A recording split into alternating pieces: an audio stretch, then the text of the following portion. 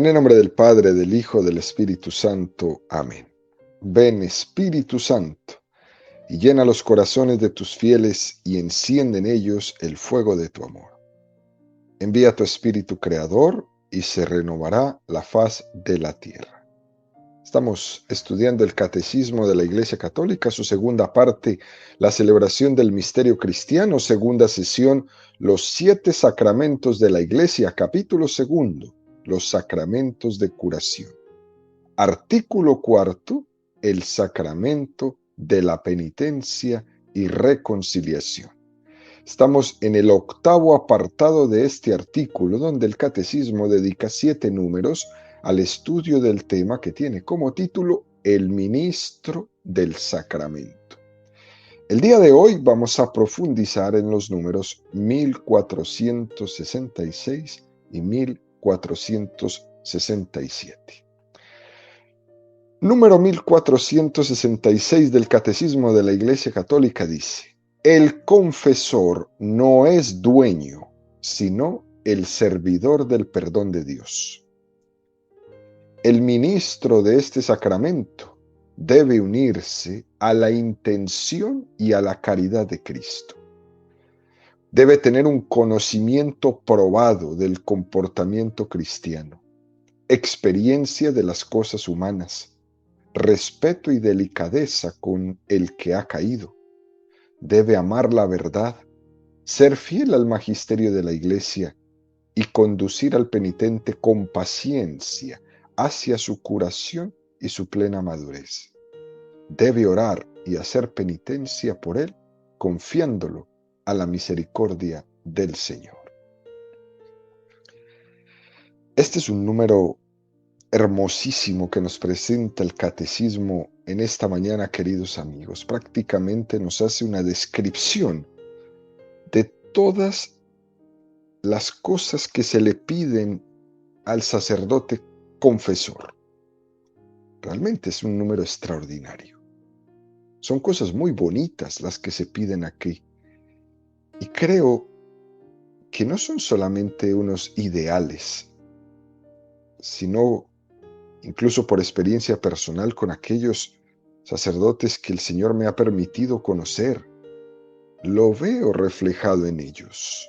Es una gracia que el Señor les da muy particular. Esa gracia tan particular para ejercer su vocación se llama gracia de estado. Y se nota mucho cuando alguien está celebrando, por ejemplo, el sacramento de la confesión. Es impresionante ver cómo de esa persona salen las palabras adecuadas, los consejos adecuados, las instrucciones adecuadas, la delicadeza, la finura. Existe esa gracia de estado que es dada a cada uno según su vocación. A los que son padres de familia, también tienen una gracia de estado para ser padres de familia. A los gobernantes también hay una gracia de estado para los que gobiernan. Esa gracia de estado es la asistencia del Espíritu Santo a aquellos que han recibido de Dios una vocación. Porque muchas veces las vocaciones que hemos recibido superan nuestras fuerzas, superan nuestras capacidades. Y Dios nos asiste con esa gracia de estado. A ninguno de nosotros nos prepararon para ser papá, no hay un instructivo y Dios nos da la gracia de estado para ejercer la paternidad, para ejercer la maternidad de la mejor manera posible. No estamos solos. Es el Espíritu Santo el que está ahí, iluminando, enseñando, guiando nuestra vocación. Por eso no es bueno el pensar en una vocación en términos de que si me veo capacitado o no me veo capacitado. Porque cuando Dios llama, ya te capacitará para la vocación a la que te llama. Por eso en la formación, en el ir descubriendo cuál es el llamado que yo tengo en mi vida, en esa preparación, Dios se va valiendo de todos esos medios humanos que pone a mi lado, maestros, testimonios, consejeros, acompañantes, para irme capacitando para ejercer la vocación a la que me ha llamado. Dios no llama a los que son capaces, capacita a los que llaman. Y Dios capacita con la gracia de estado que nos da a cada uno según nuestra vocación. Al sacerdote, muy especialmente, la gracia de estado que le da para que ejerza de una buena manera el sacramento de la confesión. También tenemos que decir que, aunque está la gracia de estado, no significa que yo no tengo que esforzarme nada y que Dios hará todo, ¿no? Dice por ahí el refrán, a Dios rogando y con el mazo dando. Dios me da su gracia, pero yo al mismo tiempo me esfuerzo. Me esfuerzo por estar mejor preparado, me esfuerzo por buscarme a mi lado las personas que me ayuden a descubrir mi vocación y a desarrollar mi vocación de la mejor manera. La gracia de estado es una gracia mística y requiere un esfuerzo de crecimiento, un esfuerzo ascético que debe de salir de nuestra parte. Ese esfuerzo es una respuesta a esa gracia que estamos recibiendo de Dios. Y vuelvo y repito, y esta gracia la tenemos todos para ejercer la vocación a la cual el Señor nos ha llamado, de la cual todos tenemos. Este número del catecismo que hemos leído empieza de una manera muy, pero muy bonita. Dice, el confesor no es dueño, sino el servidor del perdón de Dios. Ya con eso nos da una introducción espectacular, importantísima, porque de eso se derivan muchas cosas. Si el sacerdote es servidor, entonces es administrador. El sacerdote no es dueño del perdón, es el que lo está administrando. El sacerdote no puede ni negar la absolución ni la disposición de confesar a ninguna persona que Cristo quiere perdonar, ni tampoco dar a alguien cuando Cristo no quiere darle el perdón. Si esa alma no quiere el perdón, porque no está bien dispuesta para recibir ese perdón. El sacerdote no está ahí para hacerse ni el difícil, pero tampoco el simpático. El sacerdote debe de esconderse él en ese confesionario para que sea Cristo el protagonista. El sacerdote debe conducir a las almas es a ponerse a los pies de Jesucristo. Su trabajo es poner al penitente cara a cara con Jesucristo. No está ahí para hacerse el simpático haciendo rebajas, ni tampoco está ahí para mostrar una dureza de una roca que no es la dureza del rostro de Cristo. Un confesor debe tener en cuenta que él no es dueño del perdón, que es un administrador. Y cuando entra a ese confesionario a confesar, ese confesor debe pedir la gracia de Dios de tener los mismos sentimientos de Jesús. ¿Y cuáles eran los sentimientos de Jesús? Los hablamos ayer.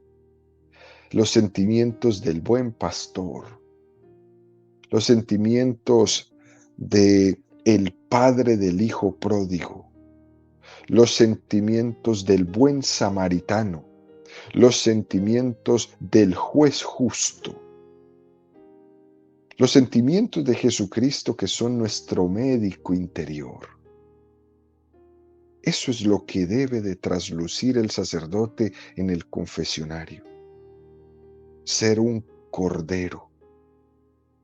Así como se dice también que el sacerdote cuando está predicando tiene que ser un león para anunciar y denunciar en su predicación. En el confesionario tiene que ser un corderito manso. El ministro de este sacramento debe de unirse a la intención y a la caridad de Jesucristo. Esto es muy hermoso. Pedir la gracia de escuchar a esa persona que se está confesando como la escucharía Jesús.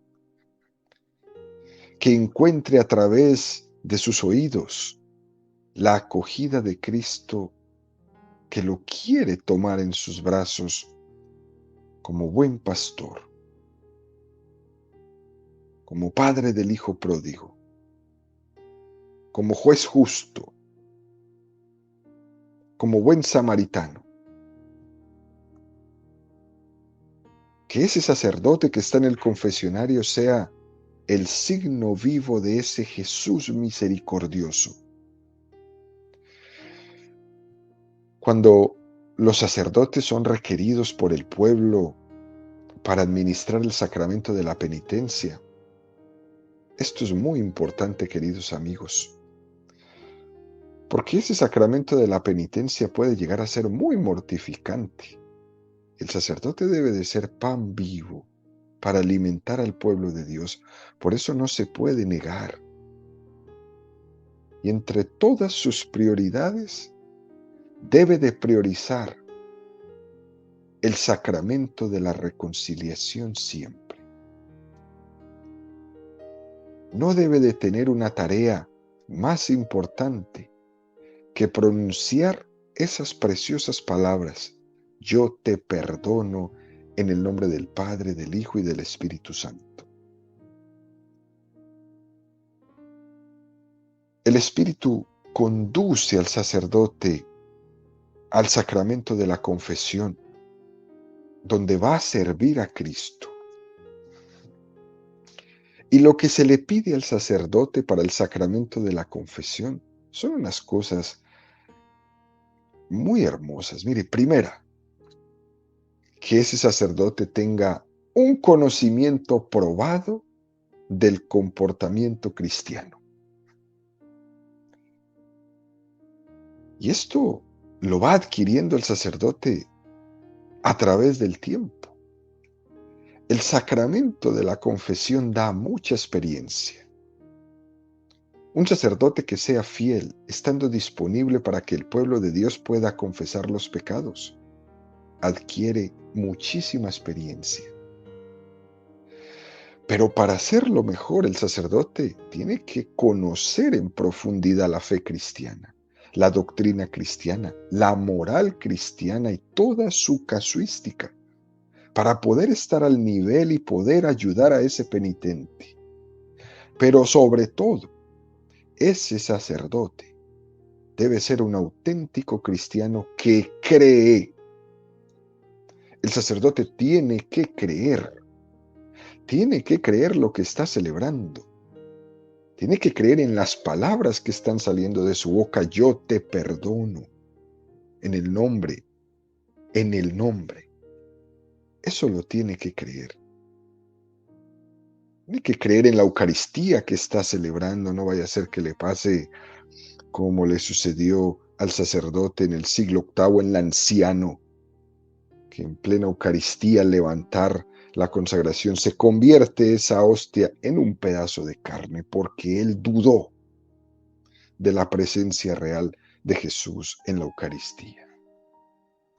Y ahí hasta el día de hoy ahí está esa carne y esa sangre, desde el siglo VIII y todavía hoy. Segunda cosa que se le pide al sacerdote: debe tener una experiencia de las cosas humanas. Tantas veces escuchamos por ahí que se dice, pero ¿qué va a conocer un sacerdote? ¿Qué va a conocer un cura de los problemas del matrimonio si él no está casado? ¿Qué va a conocer un cura del problema con los hijos si él no tiene hijos? Y eso se oye por todas partes, ¿eh? Pero se nota que las personas que dicen eso no han estado muchas horas en un confesionario. El confesionario es una atalaya, una torre privilegiada para conocer al hombre bajo una perspectiva muy, muy importante, la perspectiva de su interioridad. Nosotros conocemos los seres humanos en muchas formas de la vida, en muchas. Por ejemplo, uno conoce personas cuando están por ahí en una fiesta y hablan de todo. Conoces personas que después de que se toman dos o tres vinos o dos o tres tragos de lo que sea, empiezan a hablar cuanta cosa, ¿no? Y empiezan a conocer personas a través de sus comportamientos. Cuando están en el bar, cuando están en la peluquería o cuando van en el taxi, cuando están en la cafetería, cuando están con tal persona o con tal otra o con sus amigotes. Conoce uno perspectivas de las personas como facetas de las personas. Pero hay una de ellas que es única, única, que no lo conoce ni el taxista, ni la conoce el peluquero, ni la conoce el amigote, ni la conoce el cantinero. Y es la perspectiva de su interioridad. Abrir el alma a Dios. Eso no lo hace nadie con ninguna otra persona. Y eso es lo que le toca al sacerdote en el confesionario. En el confesionario la gente no va a decir lo que dice en el bar, ni lo que le cuenta al taxista, ni lo que le cuenta al peluquero. Ahí va a ir a hablar, a abrir el alma. A abrir el alma. Por eso el sacerdote llega a ese nivel de tener una experiencia de las cosas humanas tan grande, a saber más de los hijos sin tener hijos, a saber más de los matrimonios sin estar casado, a saber más de una cosa y de la otra sin necesidad de él estarla viviendo en primera persona, porque las almas se abren ante él y lo que no le dicen a nadie, a él sí. Esto es como los pilotos. Algunos de ustedes saben que a los pilotos los miden por las horas de vuelo. ¿Cuántas horas de vuelo tienes? En el confesionario también podríamos pensar lo mismo. ¿Cuántas horas de confesionario tienes? Y de ahí se puede uno más o menos medir la experiencia humana que ese sacerdote tenga. Tercera cosa que se le pide a un sacerdote. Debe tener respeto y delicadeza con el que ha caído. Esto es supremamente importante, que el sacerdote sea respetuoso y delicado con la persona que ha caído. Suponiendo siempre que acudir al sacramento de la confesión, ya el hecho de estar ahí en el confesionario, ya eso ha supuesto un tremendo esfuerzo del penitente. Ese acto de humillación de entrar ahí a confesarse ya es un esfuerzo tremendo. Por lo tanto, del sacerdote se espera un tremendo respeto y una impresionante delicadeza hacia esa persona caída. Esto nos recuerda, queridos amigos, ese precioso pasaje de la Sagrada Escritura cuando Moisés se acerca al lugar donde estaba la zarza ardiendo y Yahvé le dice, descálzate, quítate las sandalias, que el lugar que pisas es sagrado.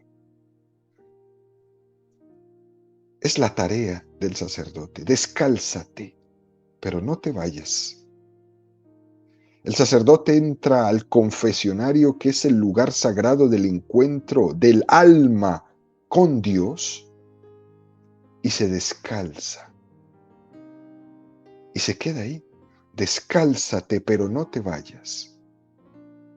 Dios ha querido que ese sacerdote suyo esté presente cuando el hombre abre su conciencia ante él. El sacerdote en el confesionario es como una partera. La partera no es la madre que está dando a luz. La partera es la que ayuda, la que está ahí presente en ese acontecimiento de dar la vida. El sacerdote está ahí acompañando a esa vida nueva que está naciendo, que está saliendo de ese abrir la conciencia ante Dios para recibir el perdón. Cuarta cosa que se le pide al sacerdote, debe amar la verdad. Debe ser un fiel amante del magisterio de la iglesia, un respetuoso del magisterio de la iglesia. Debe de ser un hombre paciente hacia la curación y hacia la plena madurez del penitente. No son dos cosas opuestas amar la verdad y ser fiel al magisterio de la iglesia. No son dos cosas diferentes amar la verdad y tener paciencia y cariño con los fieles. Por eso al sacerdote se le pide que aprenda a conjugar la verdad y la caridad al mismo tiempo. Algunas veces se pueden pecar de las dos cosas. Por ejemplo, presentar una verdad agria que resulta odiosa, que es dicha con una actitud tremenda, ¿no? La cual no es la verdad de Cristo. La cual no es la verdad de Cristo. Pero también puede existir la otra cara de la moneda, ¿sí? Presentar en nombre de la caridad y en nombre de la acogida de Cristo algo que no es la verdad. Es muy peligroso y el sacerdote debe hacerlo. Así como le dice Jesús a la mujer pecadora: mujer, nadie te ha condenado, tampoco yo te condeno. Vete y no peques más. Combina perfectamente las dos cosas. Jesús primero hace toda esa pregunta: ¿quién de ustedes no tenga pecado, que tire la primera piedra? Jesús hace ese juicio primero. Al ver que todos se fueron, entonces habla con la mujer. Fíjese la pregunta: ¿quién te ha condenado? Quizás la mujer alza la cabeza y ya no ve a nadie ahí, de todos los que tenían una piedra en la mano. Nadie te ha condenado, tampoco yo te condeno. Inmediatamente, no peques más. Jesús no la condena, le perdona, pero no le dice ve y sigue haciendo lo mismo. Le dice la verdad: eras una pecadora, ahora no peques más. Le presentó su verdad, pero no de una manera agria, de una manera odiosa, de una manera imponente. Le presentó su verdad con caridad, con misericordia, pero no le disculpó su pecado ni le dijo vete y sigue pecando y cuando quieras vuelve. Vete y no peques más. Se conjuga en esta expresión tan hermosa de Jesús el cariño y la misericordia con el amor y el respeto a la verdad. Esto que le falta tanto a nuestro mundo moderno. El sacerdote actuaría de una forma incorrecta si utilizara el confesionario, que es el trono de Cristo, como lo hemos dicho tantas veces, que es esa sede de la penitencia. Estaría actuando mal si estuviera dando consejos conforme a su propia ideología, conforme a sus criterios personales, conforme a su pensamiento. Está ahí en la persona de Cristo, no en su persona. Y es un pecado muy grave para un sacerdote usar el confesionario para no predicar a Jesús, sino para predicarse a sí mismo. Esto cada uno de los sacerdotes le sirve para hacer un examen de conciencia. ¿Qué tan fiel es al magisterio de la Iglesia, a las enseñanzas de la doctrina de la Iglesia, a la moral de la Iglesia? Porque es mejor que el sacerdote se calle y deje de predicar, o que incluso pida ser reducido al estado laical, a que ande por ahí en nombre de Jesucristo predicando sus propias ideologías, usando la iglesia como una plataforma para exponerse él, usando la iglesia, usando el púlpito, usando el confesionario, usando la catequesis, usando el clériman sacerdotal, usando todo lo que la iglesia tiene como una plataforma para él aparecer. Es mejor que se calle, es mejor que pida que lo reduzcan al estado laical. Es mejor que vaya y se case, que vaya y haga una familia, o que se quede soltero, que vaya y haga lo que quiera, pero no use la iglesia para propagar errores, o lo que la iglesia no es, o lo que Jesús no nos ha enseñado. Quinta cosa que se le pide a un sacerdote: debe orar y hacer penitencia por aquel que se ha confesado. La labor del sacerdote no termina con la absolución, vete en paz. No termina ahí. El sacerdote tiene que seguir orando por ese penitente, por ese que acaba de recibir la absolución. Dios ha querido que carguemos mutuamente el peso de esta conversión, de esta purificación. Y por eso se ora, como lo hacía el santo cura de Ars, San Juan María Vianney, patrono de los sacerdotes y muy especialmente de los que ejercen el ministerio del sacramento de la reconciliación. San Juan María Vianney era un sacerdote que aparentemente tenía pocas luces intelectuales, que incluso lo ordenaron sacerdote, pues prácticamente por un acto de caridad de su obispo, porque no pasaba los exámenes, especialmente de la lengua latina que se estudiaba en su tiempo, y no pasaba, y no pasaba, y no pasaba. Pero era un hombre con una bondad exquisita, ¿no? Y esto le lleva al obispo a tomar la decisión de ordenarlo sacerdote y mandarlo al pueblo más perdido de su diócesis, allá en Ars. ¿Quién sabe dónde estará eso en el mapa?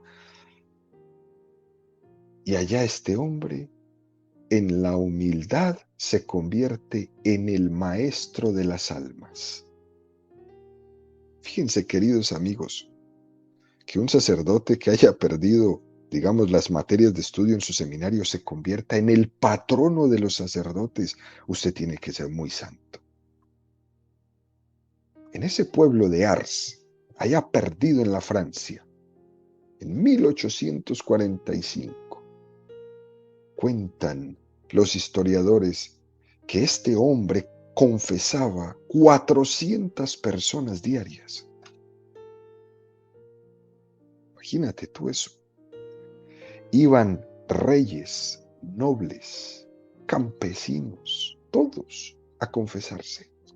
Más de 16 horas al día sentado en un confesionario que cuando se paraba, los pies le fallaban. Solo le alcanzaba el tiempo para comer un poco, celebrar la misa, poder dar la catequesis y descansar. Y cuenta el cura de Ars que cuando entraba en su celda a intentar dormir, el demonio lo despertaba toda la noche y lo tiraba de la cama para impedir que pudiera descansar y que al otro día tuviera mucho sueño para no sentarse otras 16 horas a confesar.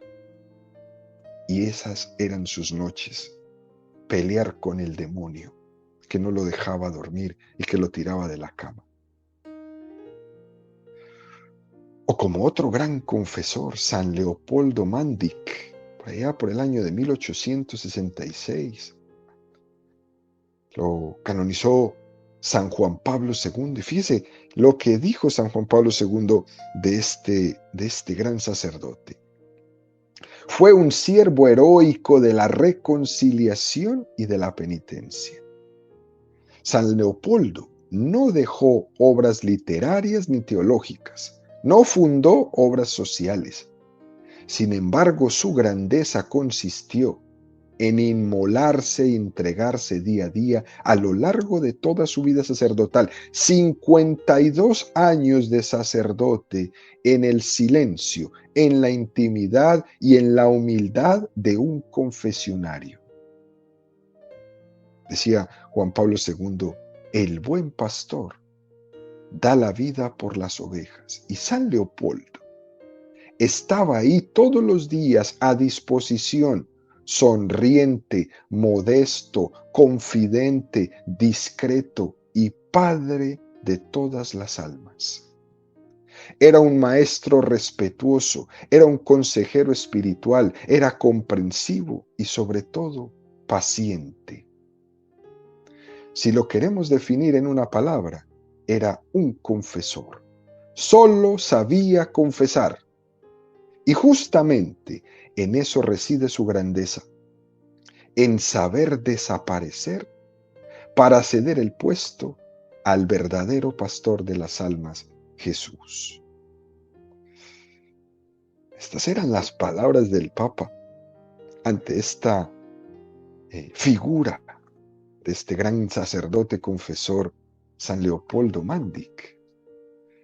Y fíjense, queridos amigos, cómo San Leopoldo solía definirse a él mismo, su misión. Decía él, ocultemos todo, aun lo que pueda parecer don de Dios, no sea que se manipule, solo a Dios honor y gloria. Si posible fuera, deberíamos pasar por la tierra como sombra que no deja rastro de sí. Que cuanto menos protagonismo tenga el confesor, mejor. Qué cosa tan preciosa esto. Tenemos al cura de Ars, tenemos a San Leopoldo Mandic y tenemos también la gran figura de este hombre, San Pío de Pietrelcina, 3 santos del confesionario, cuyo ministerio sacerdotal lo hicieron en una celda, en un confesionario de vida para todos, el ejemplo de todos los sacerdotes del mundo. Dicho esto, el catecismo nos presenta el número 1467. Dada la delicadeza y la grandeza de este ministerio y el respeto debido a las personas, la Iglesia declara que todo sacerdote que oye confesiones está obligado a guardar un secreto absoluto sobre los pecados de sus penitentes. Y todo esto lo escucha y lo guarda bajo penas muy severas. Tampoco puede hacer uso de los conocimientos que la confesión le da sobre la vida de los penitentes. Este secreto, que no admite excepción, se llama sigilo sacramental, porque lo que el penitente ha manifestado al sacerdote queda sellado por el sacramento. Es un número precioso de gran confianza. Esto es único de los católicos. Lo que decíamos hace un momento. El sacerdote está en el confesionario asistiendo al parto de la vida de gracia. Decíamos que la madre de ese parto va a ser la misericordia de Dios Padre ofrecida en Jesucristo. Y el sacerdote asiste como intermediario. Y no está allí en el confesionario por nombre propio, está allí en nombre de Jesús. Y en cuanto que es personal entre el alma del penitente y Dios nuestro Padre, el sacerdote solo es intermediarios. Por eso el sacerdote está obligado a guardar absoluto secreto sobre todos los pecados que ha escuchado. Y el sacerdote está obligado a defender su secreto sacramental de esa confesión ante cualquier cosa. Ha habido en la historia de la Iglesia muchos mártires que han sellado con su sangre el defender el secreto del sigilo de la confesión. Por ejemplo, San Juan Nepomuceno. San Juan Nepomuceno era de la República Checa, por allá por el año 1340, siglo XIV. Él fue el primer mártir que prefirió morir antes que revelar el secreto de la confesión. Él era vicario en la arquidiócesis de Praga y era el confesor de Sofía de Baviera, la esposa del rey Wenceslao. El rey era un celoso de miedo y estallaba en ira cada vez que esta mujer iba a la confesión. Y un día obligó a nuestro santo, a San Juan, para que le dijera lo que su esposa le había confesado. Y él se negó.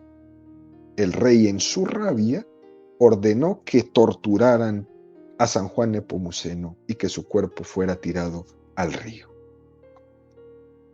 O también tenemos este otro grande, San Mateo Correa, un mártir mexicano. Es un mártir del sello de la confesión.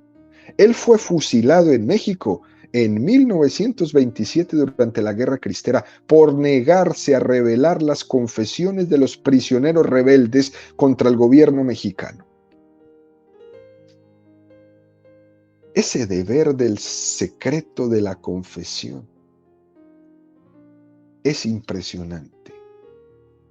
Es el testimonio más grande que existe de que el sacerdote no es dueño del sacramento, simplemente un servidor.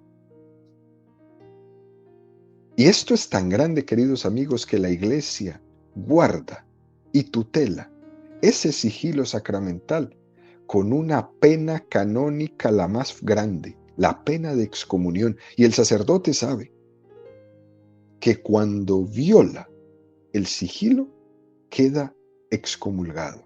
Inmediatamente, no necesita recibir una carta del Papa. Queda excomulgado inmediatamente. Y hay una serie de números del Código de Derecho Canónico que hemos mencionado que habla de esto, ¿no? El número 1378, el número 983, el número 1388, etcétera, etcétera. Pena de excomunión. Y solo el Papa la puede levantar. Ni siquiera el obispo, solo el Papa. Y todo esto, toda esta rigurosidad, es para ayudar al penitente que se está encontrando con Jesucristo a que tenga la completa confianza en ese ministro del Señor que está ahí en el confesionario. Por eso es que el secreto de confesión ayuda tanto en el sacramento. A veces por ahí se han hecho comentarios en películas sobre esto del secreto de la confesión, intentando incluso ridiculizar con algunas cosas que no son reales, que son más bien retorcidas. Por ejemplo, no sé, queridos amigos, cuando ustedes se han escuchado, cuando alguien dice, bueno, y si una persona va a ir a poner una bomba y va y se confiesa y le dice al sacerdote, padre, voy a poner una bomba, ¿el sacerdote qué hace? Y cosas similares, ¿no? Y entonces uno puede empezar a pensar y decir, ¿qué persona que va a poner una bomba se va a ir a confesar? Esto no existe. Es decir, es una cosa supremamente irreal. Se confesará tal vez después de que explote la bomba, porque uno se confiesa de las cosas que hizo, no de las que va a hacer. ¿sí? Y tiene uno que pensar en esto. Pero el sacerdote incluso no puede decir nada de lo que ha oído en la confesión ni utilizar lo que ha oído. Pero lo que sí puede hacer y lo que tiene que hacer es dentro del sacramento de la confesión, hablar con el penitente, hacerle entrar en razón, hacerle ver la conveniencia de una determinada cosa o la contraria, convencerlo de que no actúe de esa manera o lo que sea. Y ahí tiene que ser el confesor una persona que bajo la luz y la inspiración del Espíritu Santo se juegue todo. Hoy por hoy, en algunos países del mundo, la legislación protege el derecho del sacerdote de que sea preservado su sigilo de confesión. Pero hay otros países que se están esforzando tremendamente en que los sacerdotes no tengan el sigilo de la confesión y que puedan ser llamados a corte y que puedan revelar ellos lo que le dijeron en la confesión, etcétera, etcétera. Pero aún siendo así, el sacerdote tiene que preferir morir antes que romper su sigilo, ir a la cárcel antes que romper su sigilo. Por ejemplo, el padre Felipe Ciscar, un sacerdote valenciano que fue martirizado después de mantener secretas las confesiones durante la persecución religiosa en la Guerra Civil Española. En 1936, un sacerdote que estaba preso, que se llamaba el padre Andrés Ibars, le pidió a Felipe escuchar su confesión antes de ser ejecutado. Después de la confesión, apresaron al padre Felipe para que les contara qué es lo que el padre Andrés le había dicho en la confesión, y que si no les decía, lo iban a matar. Y el padre Felipe les contesta: haz lo que quieras, pero no revelaré la confesión, antes moriría. Los tomaron a los dos y a los dos los fusilaron el 8 de septiembre de 1936. Por eso, queridos amigos, de lo más hermoso que tiene nuestra fe católica en el sacramento de la confesión es que el encuentro entre Dios y nosotros está sellado por el sigilo del sacramento de la confesión. Algo que debemos de valorar y algo que debemos de traer a nuestra oración todos los días por nuestros sacerdotes.